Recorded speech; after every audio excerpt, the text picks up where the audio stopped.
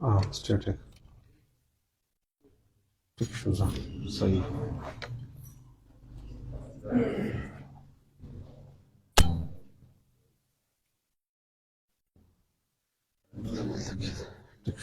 सही जज़ाकल्लाह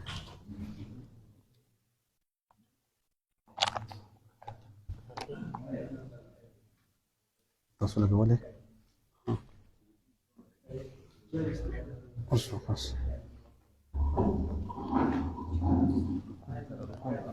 لو تكتب بس خلاص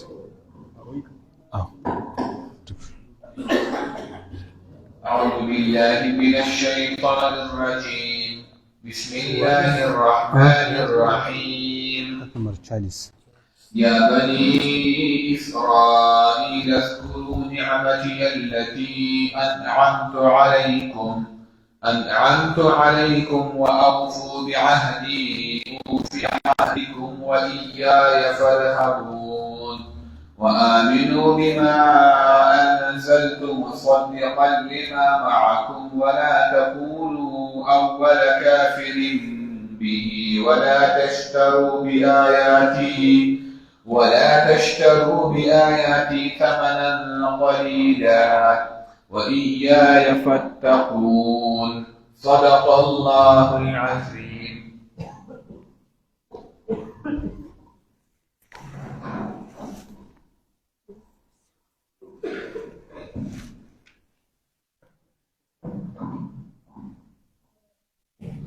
चालीस नंबर आयात थे सूरह बकरा की 40 नंबर आयात. अल्हम्दुलिल्लाह वहदा वस्सलातु वस्सलामु अला मन ला नबिय्य बअद अम्मा बाद क़ाल अल्लाहु तआला फी महकम किताबिही अऊज़ु बिल्लाहि मिनश शैतानिर रजीम बिस्मिल्लाहिर रहमानिर रहीम या बनी इस्राईल अज़्कुरू निअमती अल्लती अनअमतु अलैकुम व औफू बिअहदी ऊफि बिअहदिकुम व इय्याया फरहबून. नو د دې ځایونه تر ډېر آیاتونو پورې 40 یا 30 آیاتونو پورې الله تعالی د بني اسرائیلو تابع ذکر فرمایي او د هغې وجه دا ده چې دا بني اسرائیل دوی د مختلف دورونو نه تېر شوي او دوی ډېر زیات وخت پورې حکمراني هم کړې ده، بادشاهي هم کړې ده او څلور زره کاله دوی د مختلف حالاتو نه تېر شوي دي. کله دوی باندې عذاب راغلی دی، کله امتحان راغلی دی، کله الله تعالی احکامات را لېږلي دي. نو الله تعالی د دوی د واقعه ځکه ذکر کوي او د دوی د هغه حالات ځکه ذکر کوي چې د نبي علیه الصلاة والسلام امت د هغوی نه عبرت واخلي چې په کومو خبرو باندې الله تعالی دوی له عذاب ورکړی دی. نو پکار دا دی چې د نبي علیه الصلاة والسلام امت هغه کار نه کوي، ګینې په دوی باندې هم عذاب راشي. دغه شان الله تعالی هغوی ته چې کوم حکم کړی دی نو د نبي علیه الصلاة والسلام امت ته پکې هم ترغیب دی چې تاسو هم په دې خبرو باندې ټینګ اوسېږئ. نو ځکه الله تعالی د بني اسرائیلو د هغوی واقعه به ذکر کوي او ځای په ځای به هغوی ته احکامات ذکر کېږي. بني اسرائیل اصل کې بني اسرائیل مطلب دا دی چې ای اولاده د یعقوب علیه السلام. نو دا بني اولاد ته ویل کېږي. اسرائیل دا دوه لفظ دي، یو اسرا دی یو ایل دی.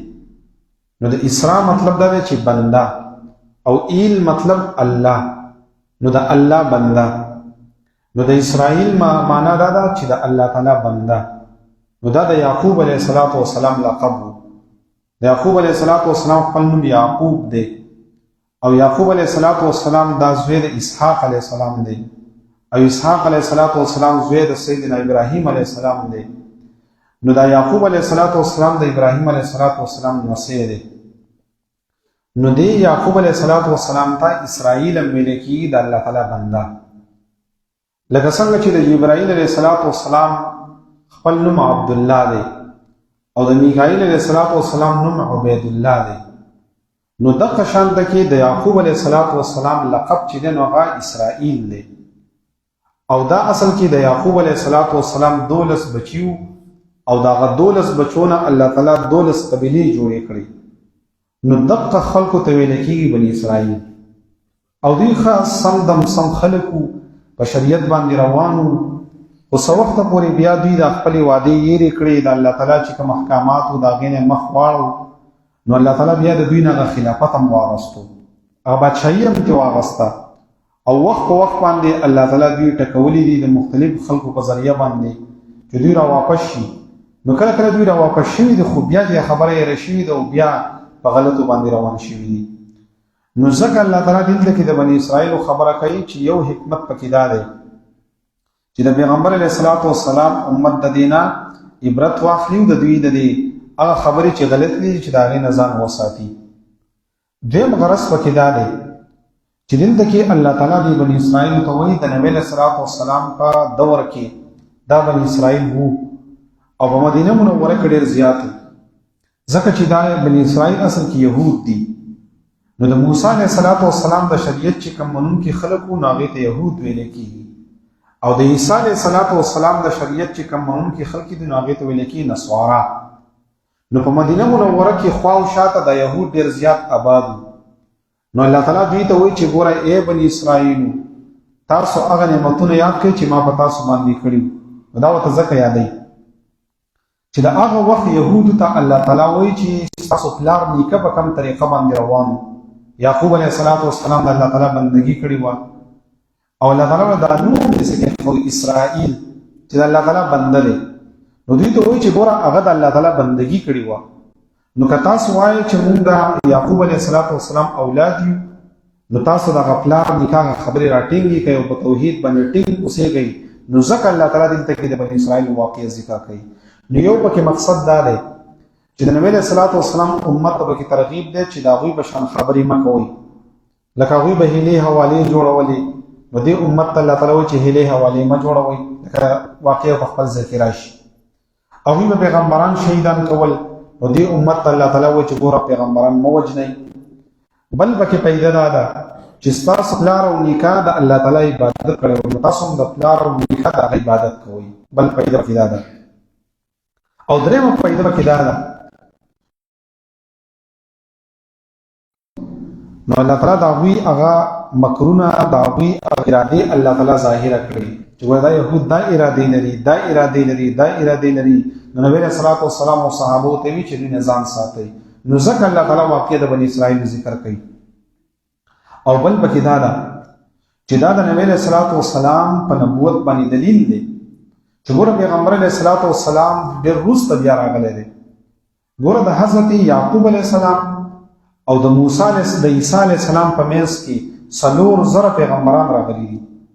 د سیدنا یعقوب علیه السلام نه والا تر د عیسی علیه السلام په منځ کې 4,000 پیغمبران راغلي دي نو څومره موده پکې تېره شوې ده یوازې د نبی علیه السلام او د عیسی علیه السلام په منځ کې 1500 کاله فاصله ده نو بیا تاسو سوچ کوئ چې 4,000 پیغمبران په کوم وخت کې راغلي څومره په زرونو کاله به تېر شوي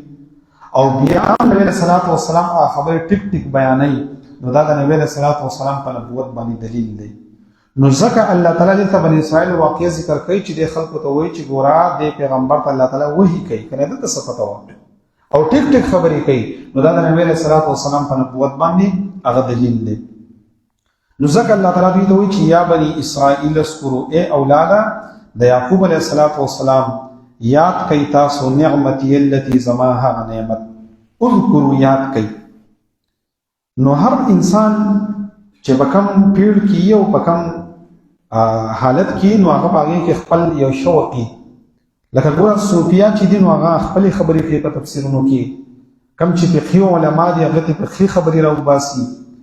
څوک چې د علم الکلام ولدي نو هغوی ته خپلې خبرې راوباسي نو دلته کې چې الله تعالی اذکروا یاد کوي امام رازي رحمه الله وایي د دې مطلب دا دی چې الله تعالی په تاسو کوم نعمتونه کړي دي نو هغه نعمت په تاسو په ځان باندې ظاهر کوي مطلب دا دی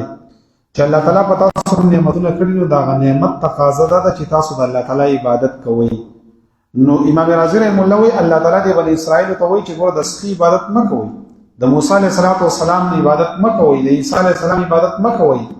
ګوره هغه نعمت په ځان ظاهر کوي چې د الله تعالی عبادت کوئ او بیا یې دلیل راوړی دی وی کله چې الله تعالی په یو انسان باندې نعمت وکړي نو د هغه نعمت قدر دا دی چې یو خو به انسان په ژبه باندې د هغه نعمت شکریا ادا کړي لکه موږ باندې الله تعالی ډېر نعمتونه کړي نو چې انسان په خوله باندې په ژبه باندې الحمدلله الحمدلله ډېر بار وایي. او بل دا ده چې الله تعالی په انسان باندې مالی نعمت کړی، نو دا هغه نعمت شکریا دا ده چې په ده باندې اثر ښکاره شي. لکه یو صحابي دی، هغه مالدار و، هغه یو ځل ډېرې زیاتې زړې جامې اغوستې وې. نو نبي علیه صلات وسلام متقار شو، وی الله تعالی دا خوښوي چې الله تعالی کوم نعمت درکړی دی چې په تا باندې ظاهر شي. مطلب دا چې الله تعالی مال درکړی دی نو کم از کم ښه لباس پکې واغونده. الله تعالی مال درکړی نو ښه خوراک پکې وکړه، ټیک شو، د الله په لاره کې پکې هم ولګوه. او دا بېله خبره ده چې د انسان وس کېږي او د عاجزۍ د وجې نه معمولي لباس اغوندي، نو دا ځان له بیا خبره ده، په دې کې ثواب شته. خو چې یو کنجوسي ده چې الله تعالی ښه نعمت درکړی دی، پیسې د سره شته او ته چې د نو خوار کېږي، ته به خپل بچو باندې هم خوراک نه کوې، په خپله باندې هم نه کوې، او د خیراتونو لسټ سره یې او چې چېرته خیرات وسیله په هغې له ځي نه داسې نه. تا له چې الله تعالی مال درکړی نو دا نعمت په تا باندې الله تعالی و چې ظاهر کړي، ښه لباس پکې واغونده، ښه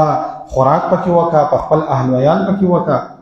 نو امام رازي رحمه الله و دلته کې الله تعالی بني اسرائیلو ته وایي چې ما د باندې کم نعمتونه کړي دي، نو د هغې قدرداني ده چې زما عبادت وکړئ. یو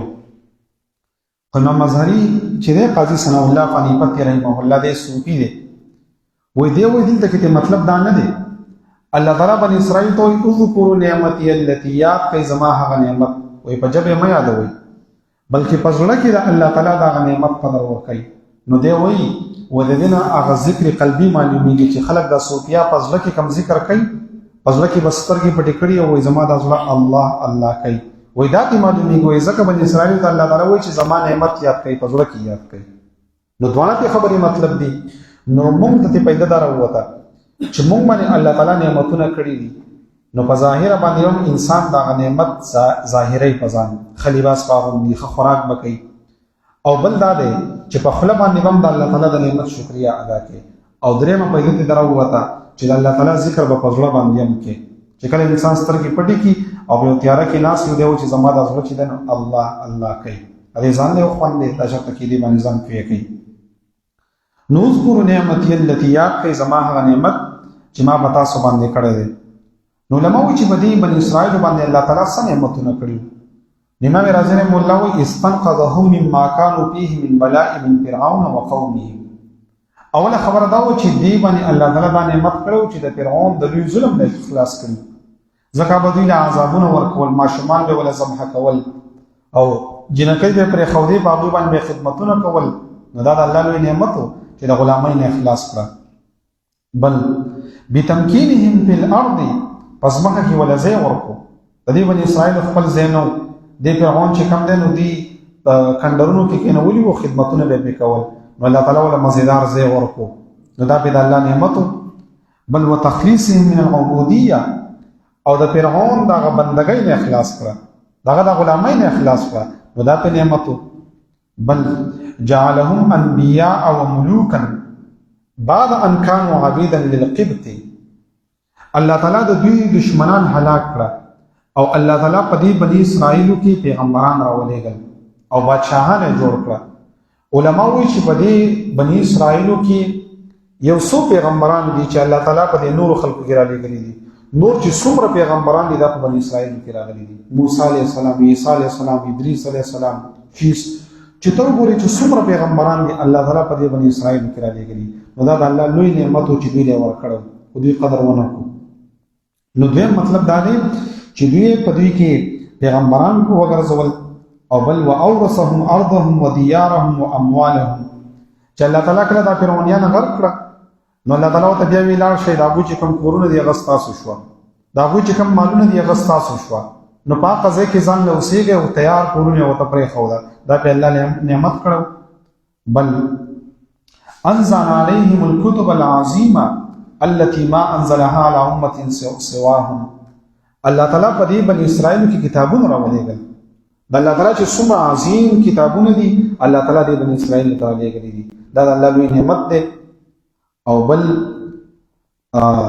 په دوی باندې دا نعمت وکړو چې دوی باندې الله تعالی دا وریځې برانوي سو هغه په سورې کو دغه شان ته کې دوی له معمولی غونډه کې کانی لا علماء وایي امام قرطبي ذکر کړی دی چې موسی علیه السلام بزان سره دومره کانی ګرځو او دوی چې باغ دریاب نو پوری وتل اخوا په غزه کې وبنوي وای لاټي به تر واچو دا غینه به دولس چینه روانې شوې دی بني اسرائیل به ځان له بس کړي تر دې پورې امام رازي رحمه الله وی چې واطاهم عمودا من النور ليضيء لهم بالليل الله تعالی ولدي سي وکړه چې د شپې به دې استنی غونډه کوي او دې ته بیرنا کول لکه دیوی چې څنګه بلیږي یا شن بلیږي دا شرط او دې د استنی به د اسمان د طرف وي او دې ته بیرنا کوله دا ول بل نعمت وكانت رؤوسهم لا تشعث وثيابهم لا تبلي او دا خبر و چې دوی سرونه چې هغه بخیرن کېدل نه او یخته به نه غټېدل او بل دا و چې د دوی دا کپڑے به نه خیرنې دي او وخت باندې بچي دوی واړو دا کپڑے به سره د شانت کې غټې دي نو دا په الله تعالی نعمتونه کړی خو دې دا نعمت قدر ورنکو نو الله تعالی وته ګوره یا بني اسرائیل اذكروا اے بني اسرائیل یاد کړئ تاسو نعمتي التي زما هغه نعمت انعمت علیکم چې ما انعام کړو پتا سو خو دې کې علماء وی دا د نبی صلی الله علیه وسلم د امت فضیلت دادي چې الله تعالی د بني اسرائیل یاد کړی دي نو خپل نعمت او تمخ ذکر کړی وي بني اسرائیل یاد کړئ زما نعمت چې ما پتا سو کړو خو په ټول قران او په حدیثو کې د نبی صلی الله علیه وسلم په امت باندې الله تعالی نعمتونه ورته دي الله تعالی دې فذكروني اذكركم اے د نبی صلی الله علیه وسلم امته نعمتونه ته نه یادوم بس ما یادوي زم یادوم نو دا د نبی صلی الله علیه وسلم د امت خصوصیت ده او بنی اسرائیل د الله تعالی وی یا بنی اسرائیل اذكروا اے بنی اسرائیل یاد کړئ نعمتي التي زما هغه نعمت انعمت علیکم چې ما انعام کړو پتا سو وعوفوا بعهدي او پورا کوي زما وعده نو لموي چې الله تعالی سره دوی کوم وعده کړی و او الله د دوی سره وعده کړی و نو په اسانه باندې خبره ده چې الله تعالی د دوی ډېر زیاتې وعده اغستې وي او بیا وسره الله دا وعده کړی و کتا سو دا وعده پوره کړی نو زبر سره خپل وعده پوره کوم چې جنت بدل درکم د جهنم د اور نه بم خلاص کم او کتا سو دا وعده پوره کړی خو یو څو باندې علماء ذکر کړی دي چې الله تعالی سره دوی کوم وعده کړی وي نو دا غي یو څو خبره ده اول خبر وسره دوی دا کړو العمل بکتاب الله دوی د الله سره وعده کړی و چې موږ د الله په کتاب باندې عمل کوو لکه په دې سوره بقره کې په 63 نمبر آیات کې بیا روان دي دوی الله ته ویلو چې موږ کتاب راکوو په عمل کوو دې په عمل نه کوو نو بده کې موږ ته ترغیب سره موږ هم به ترغیب دار چې تاسو کوم ویل دي کنه چې موږ به قرآن عمل کوو اوس کې کوي کنه موږ هم د الله تعالی سره وعده کوو روزانه چې کله موږ د ویتر کوو نو موږ سوي ونخلو ونترك من يفجر ونشكرك ولا نكفرك استا شکر بادا کوي نه شکرې بنکو سوچ چې استا مخالفت کوي دا سره موږ تعلق پریدو موږ روزانه د الله سره وعده کوو بیا موږ دا وعده پوره کوو نه دا شان موږ هم دا ویلي دي چې آمنت بالله وملائکته وکتبه ورسله موږ په کتابونو باندې یقین لرو په کتاب باندې عمل کوو موږ کوو خدام د نبی اسلام د امت خصوصیت ده چې لازمونه شادوغان نه جوړي لازمونه خنزیران نه جوړي هغه خلکو چې وعده ماته کړی الله تعالی راونی و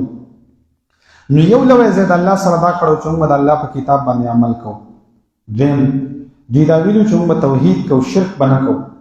به شرک کوو دغه شان ته کې دی دا الله سره وعده کړی و چې موږ د مور پلار سره د یتیمانو سره د مسکینانو سره د غوی حقوق ادا کوو بل وسره دا وعده کړی اقامت الصلاه چې موږ بقایمو بل دا چې زکات په ورکو نه حق قتل بنکو دیو بل بد کورونه نو باسو په نبی له صلوات و سلام باندې به ایمان راوړو به د ټول خبرې شاته ورزولې دغه شان د کې دیولم په تقوا اختیارو ستا توحید به منو ظلم بنکو شرک بنکو د یتیم مال بنخرو دا ټول د الله سره وعده کړی وي خو بیا د خپل وعده ماته کړی الله تعالی تاسو وي واوفوا بعهدي پورا کوي زما وعده نو سم وکم اوفي بعهدكم زبستا وعده پورا کوم دیو جنا پدې کې بل پیدا منتظر وتا چې وعده پورا کول دا یو لوی عبادت ده نبی صلی الله علیه وسلم فرمایلی دي چې الله تعالی به تاسو نه د وعده په اړه کې د قیامت پر ورځ باندې تاسو کوي یو حدیث کې راغلی دی امام ترمذی رحمه الله نقل کړی دی چې الله تعالی به د قیامت پر ورځ باندې یو انسان راوغواړي او داغه د ډکو امتیازو چې دا کم زیاده په دې کې به جنډه لګېدلی او په هغې باندې به لیکل لواء الغدر دا هغه جنډه ده چې دا د هغه انسان ده چې هغه دوکهبازي کول او خپل وعده نه پوره کوله چې کوم انسان وعده وکړي او بیا خپل وعده ماته کړي نو دغه کې به دا جنډه د قیامت پر ورځ باندې لګېدلي او هر انسان دیږي. دې وجه نبی علیه الصلاة والسلام فرمایلي دي چې آیت المنافق ثلاث، دا منافق انسان یو درې نښې دي. نو باید چې دا خبره چې خبرې کوي دروغ به وایي، چې امانت ورسره کېدی خیانت به کوي، وإذا وعده اخلف، او چې کله وعده کوي دغه وعدې خلاف ورزي به کوي. وعده زموږ په دین کې دا غیر زیات لوی اهمیت دی. ژبه زموږ مشران به وایي ژبه مې کړې ده. اوس خو یو سړي نه چې نو په سټام باندې لیکل هم واخلي او ټولې ګوتې به راته هم ولګوي، بیا هم وایي دا خبره ما نه ده کړې. نو د په دین اسلام کې د وعدې د ژبې لوی پورې پابندي ده. الله تعالی به دې په باره کې تپوس کوي. یو حدیث کې راغلی دی پیغمبر علیه الصلاة والسلام یو صحابي هغوی ما چې کله ایمان نه و راوړی، ګوره چې ایمان یې نه و راوړی، وایي ما د نبي علیه الصلاة والسلام سره یو سودا وکړه. وایي پیغمبر علیه الصلاة والسلام ته ما ویل چې تاسو په دې ځای کې انتظار کوئ او زه پیسې راوړم. وایي نبي علیه السلام په ما باندې یو شی خرڅ کړی. وایي زه لاړم، وایي زما نه خبره هېره شوه. وایي 3 ورځې بعد راته رایاد شوه چې ما خو دغه سړي سره د عربو سړي سره خبره کړې وه. وایي دا ځینې پیسې راواغستې او په منډه باندې راغلم. هغه شیز ګورې د نبي علیه السلام سره و که غوښتل یې په بل چا هم خرڅولی شو. وایي نبي علیه الصلاة والسلام 3 ورځې ما ته په هغه ځای کې انتظار کړی. وایي چې زه رالم، وایي ما ورته چې خفه نه شئ زما نه خبره هېره شوې وه. وایي صرف راته دومره ووایي چې ګوره دا انتظار ډېر ګران کار دی، په ما دې لوی انتظار وکړو. اوس مونږ چې یو مونږ خو معمولي غوندې چانس ګورو چې هلکه سړی نشته اوس بل چا یې خرڅوه، یا که سودا وشي خو چې معمولي غوندې کې 10 روپۍ سیوا ورکوي په بل سړي باندې سته خرڅ کړی. نو دا زمونږ وعدې نه دي. وَأَوْفُوا بِالْعَهْدِ، او الله تعالی فرمایي اوفوا بِعَهْدِكُمْ، زه به ستاسو سره واده پوره کړم. نو الله به زموږ سره هله وعدې پوره کوي چې موږ خو د الله د وعدو خیال کوو که نه. نو وعده د الله سره یو دا ده چې موږ وایي الله ستا احکامات به منو، نو موږ اوس منو که نه منو وعده مخالفت کوو. دغه شان د بندګانو سره وعدې دي، نو د هغې په باره کې هم خیال کوو. دې ته تاسو اندازه ولګوئ د سیدنا امیر معاویه رضی الله عنه په دور کې هغوی په یو ځای کې په کافرانو باندې حمله کوله. خو داسې وه چې د دغه کافرانو سره د امیر معاویه رضی الله عنه صلح وه. ورته ویلي وو چې یاره مثلا د سبا پورې لکه سبانۍ چې کوم ورځ د موږ داسې وه چې 30 تاریخه پورې زموږ او ستاسو په منځ کې واده ده. خو چې 30 تاریخ تېر شو نو ګورې زموږ او ستاسو په منځ کې به واده بیا نه وي، بیا به جنګ کوو، ګورې معاهده به ختموي. چې کله د 23 تاریخ دا شپه شوه نو امیر معاویه رضی الله عنه لښکر ته وویل چې تاسو ورنږدې شئ دې سرحد ته، خو چې څنګه دا سهار ټیم شي او زموږ او د دوی د معاهدې ټیم پوره شي بس حمله پرې وکړئ او هغه ټول ځګونه ترې ونیسئ، ځکه معاهده خو کېږي. چې کله دا سهار ټیم شو لښکر یې ورغلې، هغوی په هغه ټیم کې غافله وو، ټوله علاقې ترې ونیوه. چې څنګه دا غنیمتونه راټولول، په دې کې یو صحابي راغی په اس باندې سور و، ویل په دغه ټیم کې وفاء لا غدر، ور وعده پوره کوئ دوکې مه کوئ. امیر معاویه رضی الله عنه چې دا سړی راغی تپوس یې ترې وکړو، وایي ته څه وې یاره؟ او زه دا وایم چې تاسو د دوی سره وعده پوره شوې ده، خو تاسو ورته سړی ورلېږلی وو چې وره زموږ او ستاسو په منځ کې اګریمنټ پوره شو. امیر معاویه صاحب ورته ویل دا خو د مخکې نه پرې وه دا خبره که نه چې مونږ ورته ویل چې سبا واده پوره کېږي. وایي نه، ما د نبي علیه السلام نه اورېدلي دي چې کله هم د چا سره واده وکړه او بیا هغه وخت پوره کوئ نو جواب ول د مخکې نه ورکوئ چې سبا به زما او ستا معاهده ختمېږي. نو دا تاسو دوکه کړې ده چې د شپې هم لښکر یې ورنږدې کړي دي. خو صحابو امیر معاویه رضی الله عنه حکم وکړو، وایي ټول غنیمتونه ورته واپس پرېږدئ، علاقه ورته واپس پرېږدئ. واپس را ریوه شوه او بیا یې پسې سړی راولېږو، وایي زموږ او ستاسو معاهده ختمه شوه، نو که سبا هم بیا جنګ کوو نو بیا به جنګ کوو. پای کې ډېرو خلکو بیا ایمان راوړ چې دا څنګه دین دی، دا خو مزیدار دین دی. اوس دین مزیدار دی خو موږ نقصان والی یو، موږ په دین باندې عمل نه کوو. نو الله تعالی فرمایي وَأَوْفُوا بِعَهْدِي أُوفِ بِعَهْدِكُمْ وَإِيَّايَ فَارْهَبُونِ، او خاص زمانه ویریږئ. نو دې کې به الله تعالی مختلف احکامات را لېږي، خو موږ به هر سړی به ځان ته ګورو. لکه نن چې کومې خبرې وشوې نو زه به ځان ته ګورم، تاسو به ځان ته ګورئ چې دا خبرې په بني اسرائیلو کې وي، نو پکار ده چې موږ یې نه کوو.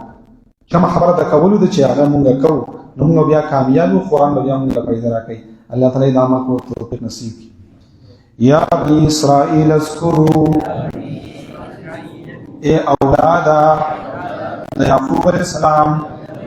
یاد کئی تاسو نعمتی اللتی زماها نعمت انعمت علیکم چی ما انعام کھڑیو پتاسو واوفو بیعہدی او فرقی وعد زما اوفی بیعہدکم तुरबकम वादस्तासु वइयाया फरहबून और खास ज़माना वैदे गईतासु। अल्हम्दुलिल्लाहि रब्बिल आलमीन वल आक़िबतु लिल मुत्तक़ीन। स्वलातु वस्सलामु अला रसूलिहि मुहम्मदिन व अला आलिहि व अस्हाबिहि अजमईन। रब्बना तक़ब्बल मिन्ना इन्नका अंतस समीउल अलीम व तुब अलैना या मौलाना इन्नका अंतत तव्वाबुर रहीम बिरहमतिका या अरहमर राहिमीन।